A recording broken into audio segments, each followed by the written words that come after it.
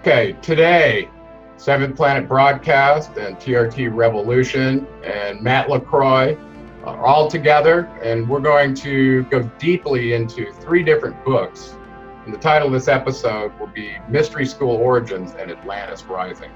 So I've got Matt LaCroix with me, author of Illusion of Us. Say hello to everyone, Matt. Hey, how's it going?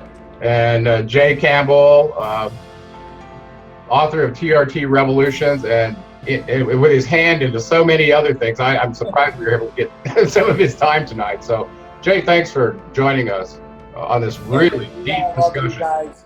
Totally love you guys. I'm here as much as I can be. I'm very excited about you guys doing what you're doing with the Anunnaki series now, and just to be able to be a part of the deal, even if it's just indirectly. I'm happy to be here, man. Thank you for inviting me. Yeah, terrific. So tonight we're going to go into three different books and kind of do some high-level hillbilly correlation of learning stuff that only people like us really seem to like to do that. But I mean, we encourage other people to read the stuff that we're reading too, and I think a lot of times it gets shared with others on the Decoders of Truth. I share it, Matt shares it as well. So we're going to do something a little special tonight and go into kind of some of the deep issues that come out of these really historic and wonderful books. And so I'm really grateful that you three decided to read this stuff. And Jay's a reading machine, so we have to really keep putting the books on the bedstand and keep up with him and take our Starfire Gold. So, so the first issue that comes up is out of Manly P. Hall's book, and we're going to go through and kind of connect some really esoteric stuff for you that also has an impact on your lives here and now today in understanding the completeness of the teachings of the past and possibly some of the understandings that we've been able to derive, like with the holographic models and the Emerald Tablets and the Lost Teachings of Atlantis. And so for me was this really profound revelation about who is the Demiurgus. This shows up on Manly P. Hall's book on page 57. And in essence, I want Jay to give me his concept, then I'm going to correlate it a little bit with what I've learned out of the Roswell alien interview. So Jay, tell me about what you got out of this relative. Who is this Demiurgus and what's his role? His, her, its role, what is it? So great question. Obviously, you and I have had many discussions. Let me just give a little preface first off to this book. So the secret teachings, is it the secret teachings? The secret teachings of all ages. Secret teachings of all ages, yeah. Absolutely fantastic book. Over 720 pages. Yeah, truly amazing. Look how Gerald's got it indexed. It's so absolutely mind-blowing. Yeah, this is one of those books you will index, I'm telling you. Yeah, I mean, there's so many sections. I mean, to think about like what Hall did, because as Gerald and I know, and I know Matt, you've looked at it now too. And by the way, somebody in the Decoders of Truth today who was let in yesterday is amazing, knowledgeable about Manly P. Hall. I tagged you, Gerald, in one of their posts, but I was blown away. But there are people out there that know this guy. But this guy put all this together in the 20s. And to be able to do this before the age of information and technology and stuff is truly, to me, mesmerizing. So, props to Manly Hall for his ability to be able to collectively, collate all of this data. But the question, the Demiurgus, so, it's confusing. It was a little bit confusing to me initially reading it, but I take it as he is Enlil. And he is the devil. He is Lucifer. He is whatever representation or manifestation you have in your head of the devil. This is the Demiurgus. But it's truly, as Gerald will go into it a little bit deeper, as you truly start to understand what it really is, it's like the battle, the internal battle or construct that you have with your ego. So it's very, very fascinating topic. You want to shed some more light on it, Gerald? Yeah, I agree with you. It was interesting. I kind of view it as this prison planet warden, okay, that is in charge of the material simulator. And so that anything that can be done to affect the five senses, irrespective of your other aspects of you, your energy body, your chakras, forget about that. Just the five senses, So this is like the being who allures you to become an alcoholic, by sitting on your shoulder and whisper, gotta have a drink.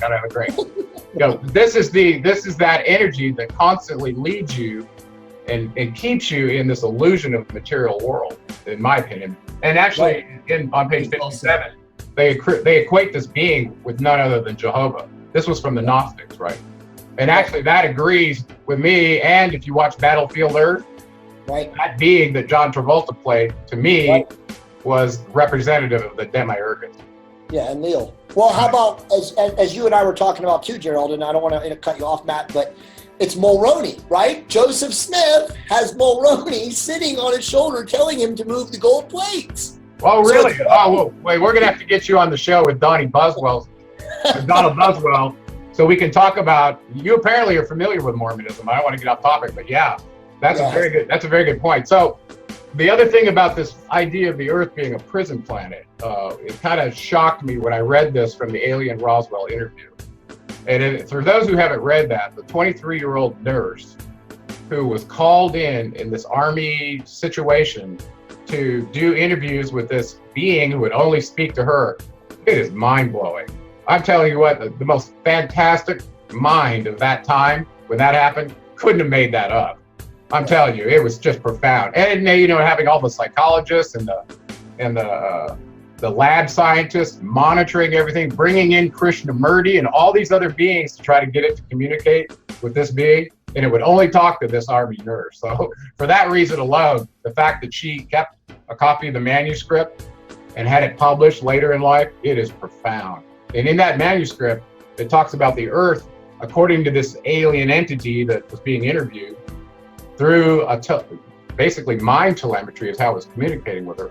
It told her that this planet was a very unstable place, that more advanced civilizations don't set up permanent bases here, and they view it as a prison planet where souls at lower levels incarnate into avatar bodies and have an experience with the Demiurgus, right? Because they are run by him. So, and I believe this is the same enslaving forces that show up in the Emerald Tablets, where these 32 avatars come and see that the entire Earth is a prison planet. And it has been this way off and on probably for millions of years, for all we know.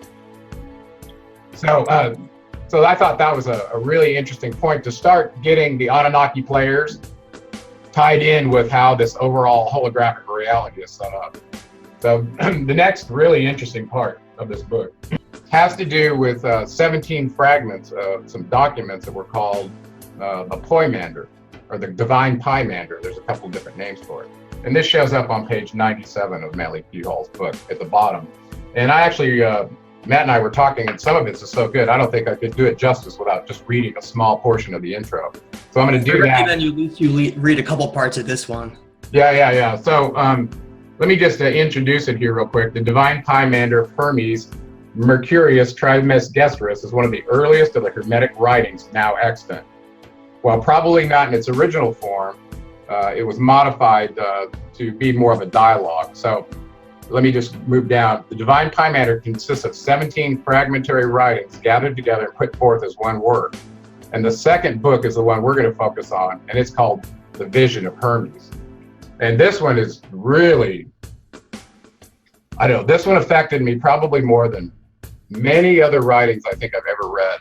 And I'll get you guys' input on this. But in essence, Hermes is out meditating and has a out-of-body experience and has an encounter with what he calls Poimander. And I'm going to read you that section right here to give you the background for it. And then the stuff that comes out of this and the symbolism is so powerful because we see it all over the world. We saw it in the Chinese culture, we saw it in Mesopotamia and Egypt, and even in Middle-Age Europe with the idea of a dragon. So listen to this.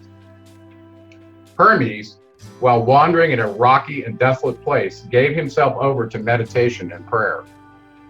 Following the secret instructions of the temple, he gradually freed the temple. I believe he's talking about is the Atlantean temple, where he learned this. He gradually freed his higher consciousness from the bondage of his bodily senses, and thus released his divine nature, revealed to him the mysteries of the transcendental spheres. He beheld a figure. Yeah, he beheld a figure terrible and awe-inspiring.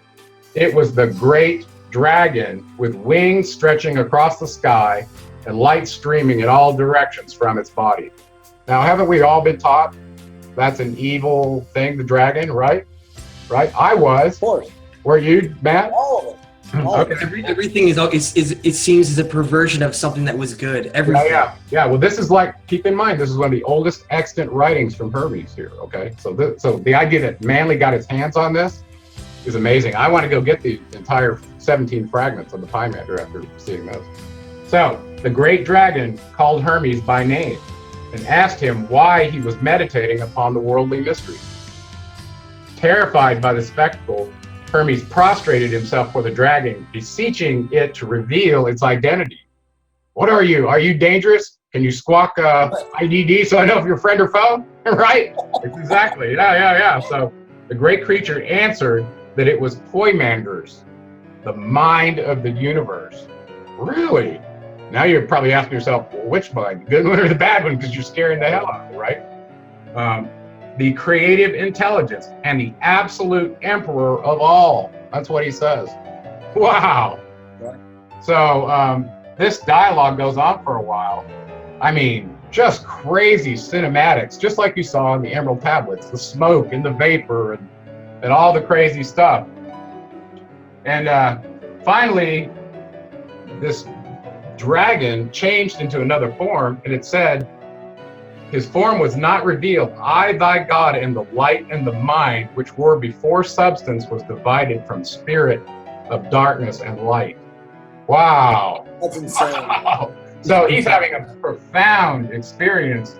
And if you read through this, some of the essence of who we are as avatars, what path we're meant to walk, and the promise this universal mind makes to protect those that choose to seek light versus those that don't, and what happens and how evil will destroy you.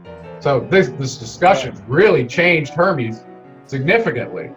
And I want your comments on that. Then I'm going to take you to the end where he gives him I guess you would say, a great commission, if you will, which may explain part of the title of this episode, which was Mystery School Origins in Atlantis Rising. So you guys chime in real quick while I go to the end of this and talk about his great commission.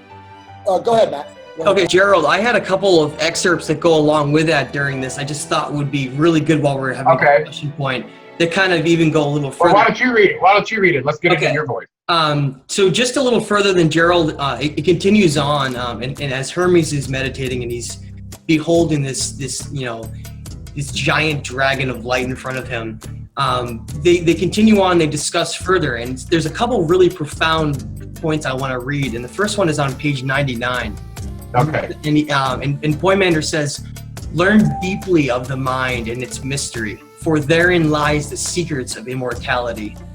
And you think about that, and if, like what Jay said at the very beginning of the show, if this Ka energy, Enlil, Jehovah, Abraham, controlling the illusion of physical matter and all of the things that distract us, obsessing with just keeping us obsessing with the physical body and not caring all about knowledge or about the spiritual self, that's the great distraction. These things chasing our tail around with this matter. And so that in that sentence right there, that if you learn deeply of the secrets of the mind, you will find immortality.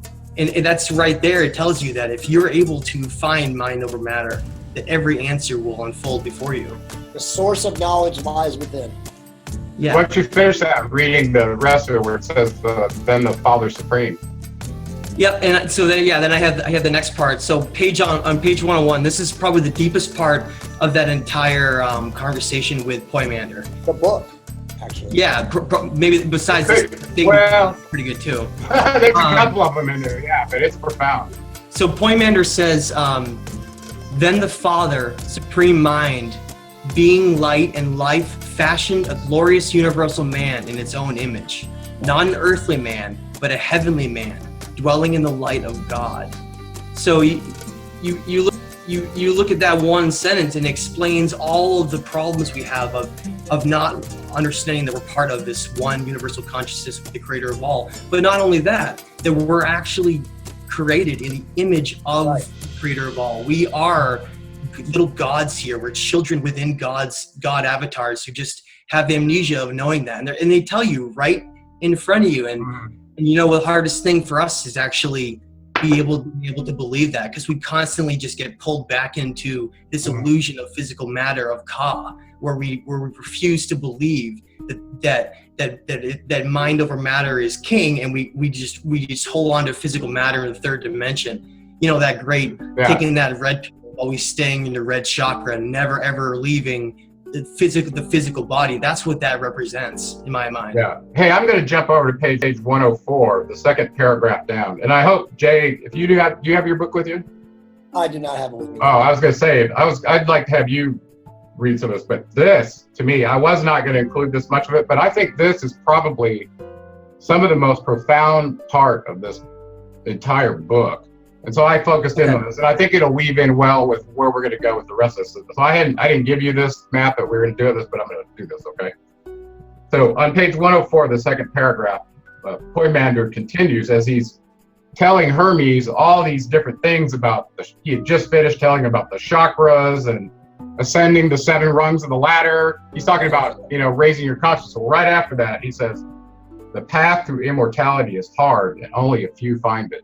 So even though this Ba energy is put in us, if you don't awaken it, you may not go down this immortal path. So and Gerald, can I just jump in there really quick? Sure. Going along what you just said, you said the path along the way is hard and many will fall. If we go back to the anonymous Enki message of all things, at the end of that message, I found a very striking thing he wrote where he said, there are many warriors among you, and most or many of them will fall. And it's almost the same thing. Yeah. And it tells me that I think, in getting back to that Roswell interview where these beings from all over the universe are all here, learning in this teaching or prison planet, then it goes to show you that they're being challenged by the very same things that are trying to deceive them, and that only those who are able to rise to the greatest heights will actually be able to break out of Ka. And that those who, even like listening right now, those who can listen to these words,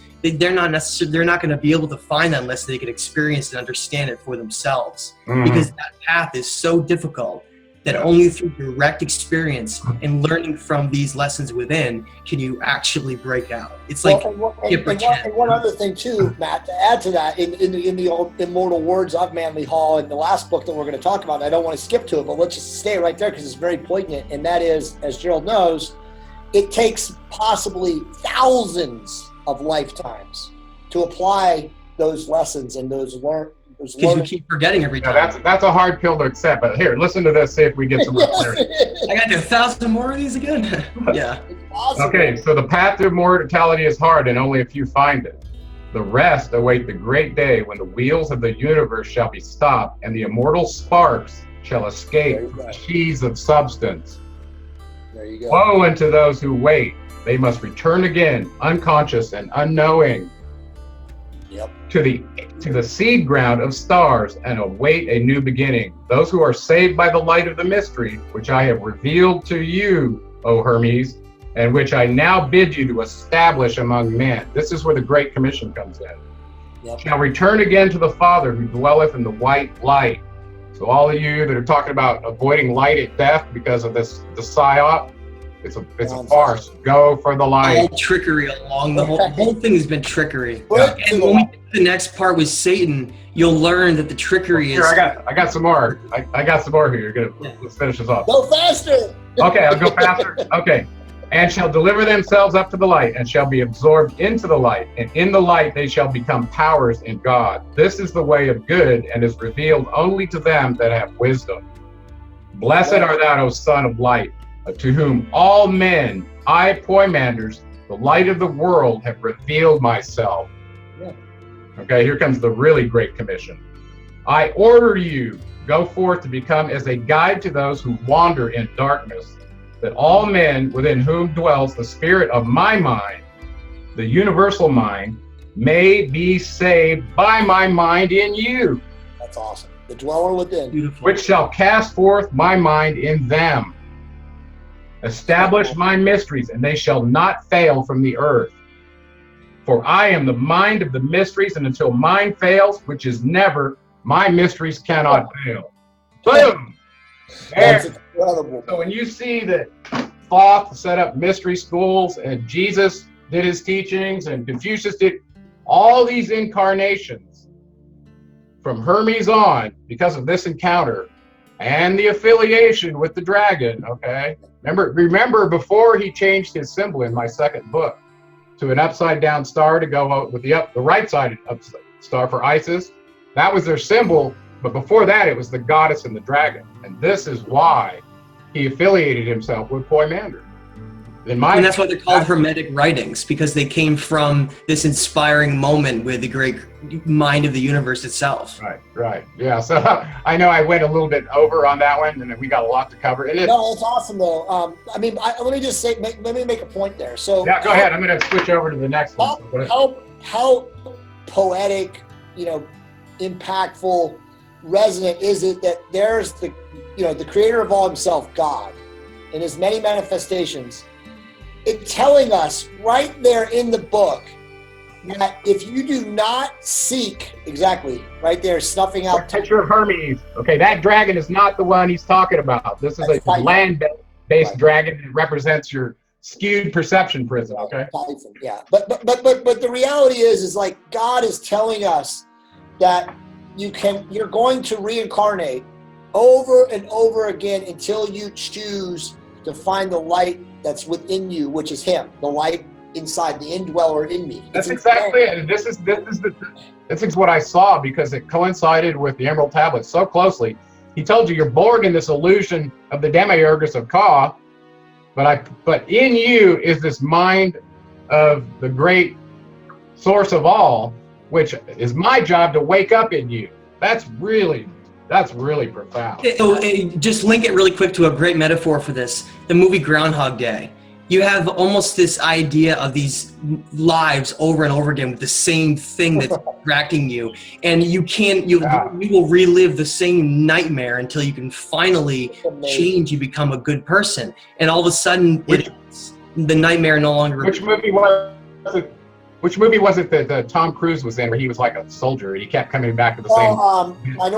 Minority Report. It was the one. It was 2 years ago. That movie. Yeah, but it was the same concept of you keep coming back and trying to figure out where you are and preserve your conscience so you can go farther, right? So I thought that. So anyway, that was really profound for me and established for me a vision of what the dragon symbology was all about. That clearly Hermes, Thoth, Quetzalcoatl adopted. Yeah. So let's move on to the next one. So in this next discussion from Manly P. Hall, which I think is fantastic, it's on page 407 for anybody who has them. Adam, the Adam and Eve character, is having a discussion with the character that we have been told biblically is Satan. Okay. And it's absolutely a fantastic read. And in essence, without reading all of it, and I think there's some of it we may want to read.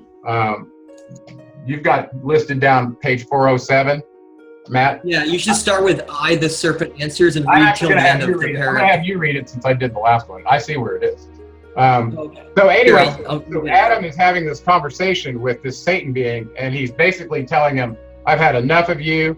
I followed your dictates. Every time I asked to get higher, you rebuked me and sent me packing. And I'm just done with you." It's basically saying all the illusions, the lies, the destruction you've led me to, I'm through with you. Whoever you are, and I followed you. I thought you were my God, but clearly you weren't. So right after that point, once this Adam has broken his illusion of Ka, because that's really what he did when he reads that. Says all this illusory stuff that you fooled me with, no more. Right after that, this being that he's seeing, what he calls Satan, has a discussion with him. Matt, why don't you read that part right from? Okay, so we have to understand this idea of the illusion of Ka and how this demiurgus is protecting this reality from being broken by only those who are able to achieve this kind of hero path along the road, because the road is hard and it's meant to be only succeeded by those who have the courage to travel it. So within all of Adam's frustrations, he's standing in front of Satan, and this is what Satan says to him when he's right at his breaking point. And this is what's so amazing about it, that people have to kind of understand to not be so frustrated in life. Yeah, as a matter of fact, if you could do this paragraph, then we could get some segments out of the next one, because it's very, very telling. These two conversations, the vision of Hermes and this one, of the entire book. And then actually toward the end where where this professor shows up at the American flag and the signing of the Declaration of Independence, that's really good too. I love the professor part. I must say I really like time for that. There's so much in this book. So let's do this one. Guys, I just went live. So I'm not going to say anything, but we're live, so people will be watching. Okay. So at Adam's, and they always say, it's always darkest right before the dawn. So Adam in this is a metaphor. What timing right now for this, right? So Adam is at his breaking point. No coincidences, Gerald. That's awesome. Go ahead, Matt. Yeah. Just like our species, right? They're at their breaking point. They've been tricked by Ka for so long, and they've done everything by the rules, and they've been stepped on repeatedly and dragged through the mud. And so right at its breaking point, as a great metaphor, Adam is sitting there basically throwing up his arms in frustration for everything in reality that he's tried to achieve. And this is what the great Satan says to him. I, the serpent, answers, am Satan, who was stoned. I am the adversary, the Lord, who is against you, the one who pleads for your destruction before the eternal tribunal. I was your enemy upon the day that you were formed. I have led you into temptation. I have delivered you into the hands of evil. I have maligned you. I have striven ever to achieve your undoing. I am the guardian of the tree of knowledge, and I have sworn that none whom I can lead astray shall partake in its fruits. Woo! So right there, wow. You gotta look at all of this and realize that this great hand that does not want us to succeed, the one that wants us to die without ever achieving the light. Well, I would take issue with that. I would take issue with that. I don't think this being, I don't believe, is the Demiurgus. This is different. This is the one that's guarding the. No, I don't. I think it's the creator of all who's protecting. Well, yeah. Who was guarding the tree of knowledge of good and evil in the Garden of Eden? Enki. Okay. Oh, you mean Enlil? Yeah.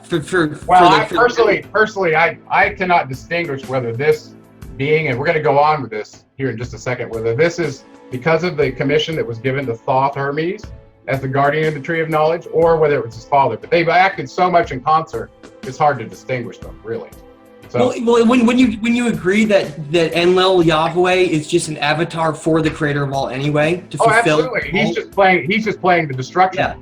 But I don't think. So really, that's all they're doing is they're just playing.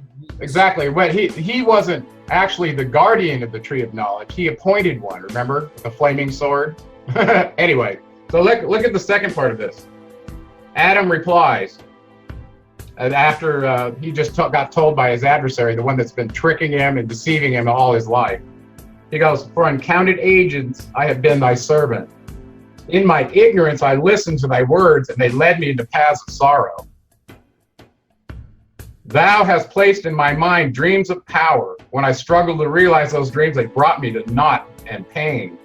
Thou hast sowed in me the seeds of desire, and when I lusted after the things of the flesh, agony was my only recompense. Thou hast sent me false prophets and false reasoning, and when I strove to grasp the magnitude of truth, I found thy laws were false, and only dismay rewarded my strivings. Wow, he's trying, but he's getting cut off at every chance he's getting, right? Darkness thrown in his path. I am done with thee forever, O artful spirit. I have tired of thy world of illusion. This is the illusion of Ka. No longer will I label in thy vineyards of iniquity. Get thee behind me, tempter, and the host of my temptations. There is no happiness, no peace, no good, no future in the doctrines of selfishness, hate, and passion preached by thee. Okay?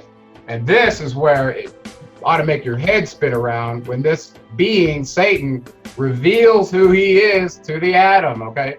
Matt, why don't you do that one, the very last part there. It is profound, and I promise we won't do too much more reading tonight. But these two, and this is why we have to understand that if we're if we're created in the image of the Creator of all, then the path that we take would have to be the hardest path of all, because we have the potential to reach the highest state of evolution of any being in the universe. Because we are the gods themselves. Right. And so let me read what this Satan reveals to Adam here. Behold, O Adam, the nature of thy adversary. The serpent disappears in a blinding sunburst of radiance, and in its place stands an angel, resplendent in shining golden garments, with great scarlet wings that spread out from one corner of the heavens to the other. Dismayed and awestruck, the Adam falls before the divine creature. I am the Lord who is against thee, and thus accomplishes thy salvation, continues the voice. Wow. Thou hast hatred me, but through the ages, yet to be thou shalt bless me, for I have led thee out of the sphere of the demiurges. Oh, there you go. See, that's how I'm telling you, this is not the same as the demiurges. This is a guardian of the tree of knowledge that can morph into any form. It's the bottom line here. That's why I think it's the creator of all. Yeah. That's crazy. Keep going. I have turned thee against the illusion of worldliness. I have weaned thee of desire. I have awakened in thy soul the immortality of which I myself partake. Follow me, O Adam, for I am the way, the life, and the truth. Wow. Wow. What are your thoughts, Jay, on that? I mean, it's absolutely mind-blowing. I mean, how about them, because it's flip-flopping, because we have no idea who it may or may not be. This concept of the deceiver also being the initiator in the tree of knowledge. That's the part that, now put yourself in Enlil's role and seeing that this being was commissioned to play that role, whether it was Enki or his son Thoth. I believe the Poimander is actually Osiris, Enki. And this guardian of the tree of knowledge that shows the twin serpents going up, wrapped around a tree in this instance, was an incarnation of Thoth operating on behalf of the Poimander, just like he said. So that to me is just, and also the way, the truth, the life. Where have you heard those words before? In the New Testament? From Jesus? And I see Enki as being, he's the guardian of reality in this planet. He's doing the work of the creator of all to protect, to only allow those of the initiated to get through, because that's the only construct that can work for something that could be as powerful as we are. The path of illumination is hard, but that also what he said in there about how through the ages. So they're there. It's just like Gerald says, they're there every step of the way. Every step of the way. Civilization, every single new Atlantis, every single country, every single birth of a nation, there they are. Now you're seeing things at the level that I look at them, because I don't go, well, this civilization is going to be really fantastic because they believe this and they have this leader or this one or that one. This has been going on for a long time, and I think all of these together are for us to see all the influences that this Satan being has done to show you here's how a good civilization will look in Atlantis. Here's how one will look under communist Stalinism, okay? And here's how it looks in North Korea or India or wherever. And so for us to have an internet age where we can start comparing and contrasting all these different models and then see how we've been led astray, he's right. He's like, you have to be led astray and drugged through the dirt multiple times, or you won't get out of this illusion of cause. Like we're just hard-headed. We don't learn unless we get physical somatic input, right, through our five senses. Well, but then we learn, right? But then we die. Well, that's the thing. That's the thing. If you had a very long lifespan, this begs the question: would the work expand to fill the time that you have? In other words, you lived 800 years, and you knew that you didn't have to come to this knowledge this was the difference between you graduating out of the holographic simulator slave planet or not. Would you do it right away, or would you wait till right toward the end? This is the exactly. So right. That's a great question. Okay, so what do you think? What do you guys think about this symbolism of the dragon and the Poimander? Why did he choose that symbol? And then in this Adam and Satan, you realize when he shows up as an avatar, the snake is wrapped around a tree, right? In this Adam and Satan. Right. So he takes on this symbol of a snake wrapped around something, okay? Like Caduceus wrapped around the pole. And Enki had these too. And actually, go back to the tree of knowledge in the Mesopotamia, they had the twin serpents going up guarding the tree of knowledge, right? So the idea of strands of DNA. protecting higher knowledge goes all the way back to this concept of the war of consciousness for our primitive workers, right? And this was where the Demiurgus and Enki, his brother, Enlil